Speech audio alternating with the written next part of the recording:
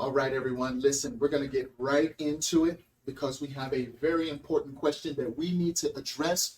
Thank you so much, Mark. All right, if I put all my income into my line of credit, then my income would still be there through the line of credit. However, I'm going to need that income, most of it, actually, if not all of it, to survive on a day-to-day basis. So I'm not really doing anything to diminish or eliminate my debt. Rather, I'm just changing the source in which the income is coming from. Or am I missing something here? Enlighten me. Let me tell you something, Mark. You're missing something there, and I'm going to enlighten you. All right? First of all, let's go ahead and take these elements. The line of credit is $5,000. The income, $5,000. And the expenses are $3,000. Now, I want to bring your attention over here to the income and the expenses. Okay? We're going to subtract $5,000, okay, minus $3,000. What is that? That's right, $2,000. Okay? So that means your cash flow is $2,000. Now, for those of you who love having cash flow, I want to ask you a question. Is your cash flow doing the most that it can do for you? Are you keeping your cash flow in a safe?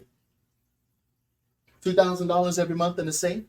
Or are you working this line of credit, okay, so that the lenders can say, you know what? This person has $2,000 in here every month. And it's $2,000 that comes in here every month. It keeps on being paid off. And they're paying it off too quickly. So you know what we're going to do? This is what the lenders say now. I think they need an increase in their line of credit. Because as you're looking at your bank statements, thank you so much, and you know who you are. That's the reason I'm bringing it up. As you look at your bank statements, and you calculate out, okay, when am I going to pay this credit card? I put it in quotes because when you're doing the velocity banking method, you're not paying your credit card. You're just making the transfer from the checking account to your line of credit. The money's still yours. Okay, pay is like something like a light bill, you know, gas, right? Electricity, all right? That's paying. You can't take that money anywhere. But this right here, when you put your check inside of your line of credit, you can still use that money. So it's just a transfer. But you got to look at the dates and you got to say, well, I know I'm going to be early in my payment, but what is best for me? What seems like would be a good idea for me in order to get the most from this line of credit? Because I know I'm going to pay it off early, but am I going to pay it off a week early? Am I going to pay it off 3 days early, 2 days early, 1 day early? Okay, that part is up to you. Now you ask me, hey, what if I don't have $3,000 in expenses, CJ? Legitimate question. What if I have 4,000? What if I have 4,500? What if I have $5,000 in expenses? What next?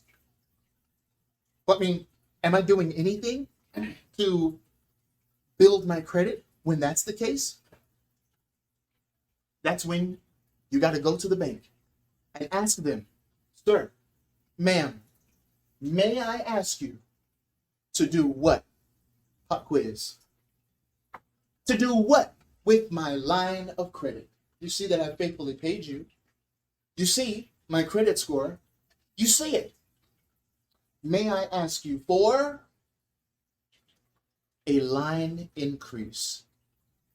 Now, how many of you have ever been victims of a credit line increase, of a credit card increase? Your credit limit actually jumped $5,000, $10,000, $15,000. Raise your hand. It happens. And so what we want to do, instead of saying, man, where can I cut? Where can I scrimp and save? And where can now I have to go back on the beans and rice diet? Listen, don't funk up your living room. Let's go here first. Ask them for more. That way your credit utilization can go down, right? Now, what if you don't get that credit line increase? Well, then we will have to look inside, right, of our income. We will have to look inside of our expenses. And come on now, another lesson is coming up. You're going to have to divide out your expenses like this. Because there are 4 types of expenses that you need to make sure that you know about. The first type is productive. You remember that? The second type is protective. The third type is lifestyle. And the fourth type is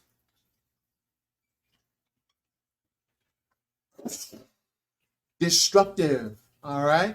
Destructive expenses. So we got productive expenses, we got protective expenses, lifestyle expenses, and destructive expenses. And so you're going to have to look over here to your expenses, and you're going to have to say, which ones am I going to keep and which ones can I do without? Let me give you an example. Productive expenses. That's when you own a business, okay? You got to have your registration, okay, with the state. Those annual expenses. You got to have products each month or service fees each month for your particular business. All right. Maybe you're a part of a membership. Okay. Third, you're going to have protective expenses. All right. Protective expenses include insurance. Okay. Making sure that wealth is protected. Okay, that you have an estate afterwards, like when you get life insurance, all right? Health insurance, car insurance, those insurances, homeowners insurances. You're going to go ahead and make sure that you keep those, all right? You keep those, the productive and the protective. Why? Why? Because that's helping to grow and protect your wealth. Now, we're going down to the lifestyle, groceries, going out on vacations. This is the lifestyle, okay? And that's up to you to see which ones that you need right now, right, or not. And the destructive, this is the unused memberships, like gym memberships maybe, right, during the whole situation here, right? Maybe there are some things that you didn't take advantage of, but nevertheless, $30 a month is going out. $40 a month, $400 a month is going out on something you don't even use at the moment, okay? It's not that you don't need it. It's that you don't need it right now. It all depends on the timing, folks. Because real wealth, right? Real wealth is discretionary time. And we got to make use of this right here, all right? So if you find yourself in a bind, and you're like, man, I'm making $5,000 in expenses, man. Oh, what's going on? Okay, make sure that these the protective, lifestyle, and destructive expenses, that you're doing all you can to cut down on those. Okay, and make sure that you're asking the banks, hey, can I get a higher line of credit, please?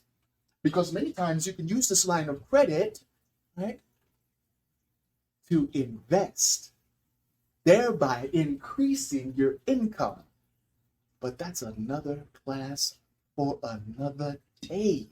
Thank you so much, Mark, for this comment. VelocityCG.wordpress.com. Got a new website, y'all. Go ahead and check it out. Contact us through that as well.